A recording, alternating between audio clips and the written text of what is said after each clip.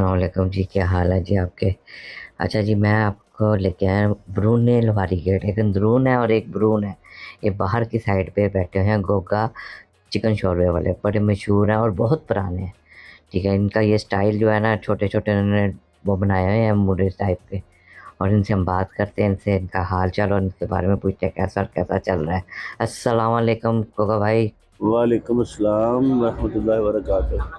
कितनी देर तो काम कर रहे हो। मैं जानी अपना 40 साल हो चले जो इत्थे कोई भी सौदा नहीं सी लांदा, एक लाना ही सौदा ते ओह लाना प्यारा हो गया। फिर मैं सौदा लाना 40 साल ते करीब हो गए। ਇਹ ਟੇਬਲਾਂ ਦਾ ਕੀ ਸਟਾਈਲ ਹੈ ਤੁਹਾਡਾ, ਇਹਨਾਂ ਜ਼ਰਾ ਬਾਰੇ ਦੱਸਣਾ। ਐਡੀਓ ਬਣਾਇਆ ਸੀ ਪਹਿਲੇ ਅਗੇ ਜ਼ਮੀਨ ਤੇ ਛੰਡਿਆ ਹੋਇਆ ਲੋਕੀ ਤੇ ਰੋਟੀ ਉੱਚੀ ਹੋ ਜਾਂਦੀ ਸੀ। ਐਵੇਂ ਮੈਂ ਕਿਹਾ ਯਾਰ ਛਿਕੂ ਬਣਾਉਂਦੇ ਹਾਂ ਲੋਹੇ ਦੇ ਜਾਂ ਸਟੀਲ ਦੇ, ਆਰਾਮ ਲੱਗਾ ਕਿ ਆਸਾਨੀ ਹੋਏਗੀ, ਆਰਾਮ ਨਾਲ ਖਾ ਲਿਆ ਕਰੇਗਾ ਤੇ ਸਾਡੇ ਵਾਸਤੇ ਵੀ ਆਸਾਨੀ ਹੋ ਜਾਏਗੀ, ਪਿੱਛੇ ਨਹੀਂ ਫਾੜਾ ਕਰੇ ਆਰਾਮ ਨਾਲ, ਤਾਂ ਕਿ ਕਿਸੇ ਦੀ ਬੇਦਬੀ ਨਾ ਹੋਵੇ। ਅਦਬ ਸਾਰਾ ਕੁਛ ਹੈਗਾ। ਹਾਂ ਹਾਂ, ਉਹ ਪਹਿਲੇ ਮੈਨੂੰ ਮੈਂ ਕਹਿੰਦਾ ਕਿਤੇ ਹੋ ਜਾਏ ਭਾਵੇਂ 5-7 ਸਾਲ ਨਾ ਬਾਹਰ ਵੀ ਖਾ ਸਕਦਾ ਵੇ। ਮੇਰੇ ਕੋਲ 150 ਆਵੇ ਨਾ ਮੈਂ ਖੁਸ਼ ਹੁੰਦਾ ਵਾ। ਜਿਹੜਾ ਮੈਂ 1000 ਸਾਲ ਦੇਣਾ ਨਾ ਉਹ ਮੈਂ 1500 ਵੀ ਲਾਂਗਾ 100 ਦੀ ਕਰਕੇ। ਤੇ ਜਿਹੜਾ ਉਹ 1500 ਦਾ ਲਾਣਾ ਜਿਹਨੇ ਉਹ ਬਾਹਰੋਂ ਵੀ ਖਾ ਸਕਦੇ ਜਾ ਕੇ। ਅਸੀਂ ਖੁਸ਼ ਹੈਗਾ ਜੀ, ਛੋਟੇ ਘਰ ਖੁਸ਼ ਹੈਗੇ। ਇਹ ਸਰਕਾਰ ਦਾ ਸਦਕਾ ਹੈ ਬਸ, ਗਰੀਬਨ ਨਵਾਜ਼ ਦਾ ਸਦਕਾ ਮੇਰੇ। ਬਹੁਤ ਅੱਛੇ ਜੀ, ਬਹੁਤ ਅੱਛੇ, ਮਾਸ਼ਾਅੱਲਾ ਮਾਸ਼ਾਅੱਲਾ, ਬੜੀ ਅੱਛੀ ਗੱਲ ਹੈ। ਤੁਸੀਂ ਗਰੀਬਾਂ ਲਈ ਇੰਨਾ ਸੋਚਦੇ ਹੋ ਔਰ ਕਰਦੇ ਹੋ। ਤੇ ਤੁਸੀਂ ਇਹ ਦੱਸੋ ਕਿ ਤੁਹਾਡੇ ਨਾਲ ਇੱਥੇ ਹਰ ਬੰਦਾ ਆ ਕੇ ਖਾਣਾ ਖਾ ਸਕਦਾ, ਗਰੀਬ ਅਮੀਰ ਕੁਝ ਵੀ, ਤੁਹਾਨੂੰ ਅੱਛਾ ਲੱਗਦਾ ਹੈ ਤੇ ਕਿੰਨੇ ਦਾ ਜ਼ਿਆਦਾ। ਘੱਟ ਤੋਂ ਘੱਟ 60 ਰੁਪਏ ਪੈਸੇ ਦੇਗਾ ਵੀ ਠੀਕ ਹੈ, ਨਾ ਦੇਗਾ ਤਾਂ ਵੀ ਠੀਕ ਹੈ। ਹਾਂਜੀ ਪਤਾ ਕੀ ਹੈ, ਅਦਮ ਕੀਤਾ ਨਾ ਕਈ ਚਲੇ ਵੀ ਜਾਣੇ, ਲੇਕਿਨ ਮੈਂ ਪਿੱਛੇ ਆਵਾਜ਼ ਨਹੀਂ ਦਿੰਦਾ ਕਿਸੇ ਨੂੰ।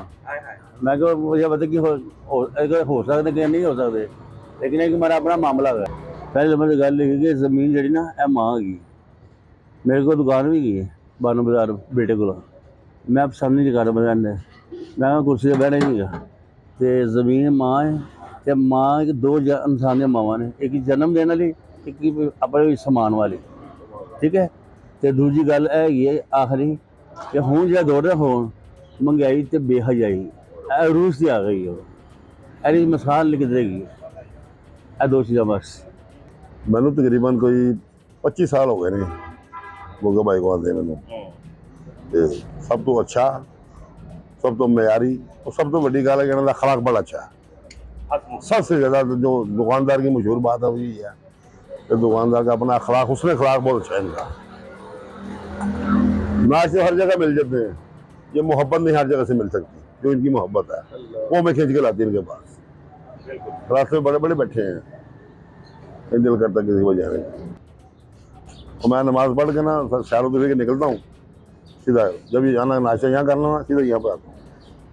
ये बात इनका सालन भी बड़ा मयारी है, अच्छा सालन है इनका। इनका खा के सीना जलता नहीं है।